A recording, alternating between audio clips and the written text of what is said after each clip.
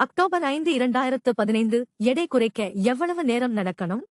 எவ்வளவு நிமிடங்கள் நடந்தால் என்ன பலன்? நடைபயிற்சி மிகச்சிறந்த உடற்பயிற்சிகளில் ஒன்று. உடல் ஆரோக்கியம் மேம்படுத்துவது முதல் நோய்களின் தாக்கம் குறைப்பது, ஹார்மோன்கள் பேலன்ஸ் செய்வது வரை பல வகையில் வாக்கிங் உதவும். ஆனால் எவ்வளவு நேரம் நடக்க வேண்டும்? எவ்வளவு நேரம் நடந்தால் என்ன பலன்? சாதாரணமாக நீங்கள் 5 நிமிடம் நடந்தாலே உடலில் சில நல்ல மாற்றத்தை உண்டாக்கும்.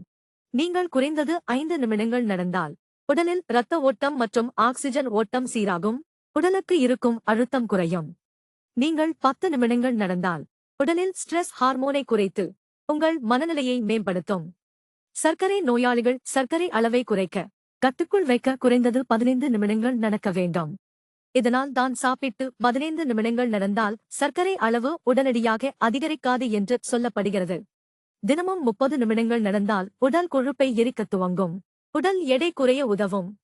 அரை மணி நேரத்துக்கும் மேல் 1 மணி நேரத்துக்கும் குறைவாக நடந்தால் மனநலம் மேம்படும், தெளிவான சிந்தனை, கவனிக்கும் திறன், மூளை சுறுசுறுப்பு ஆகியவை ஏற்படும்.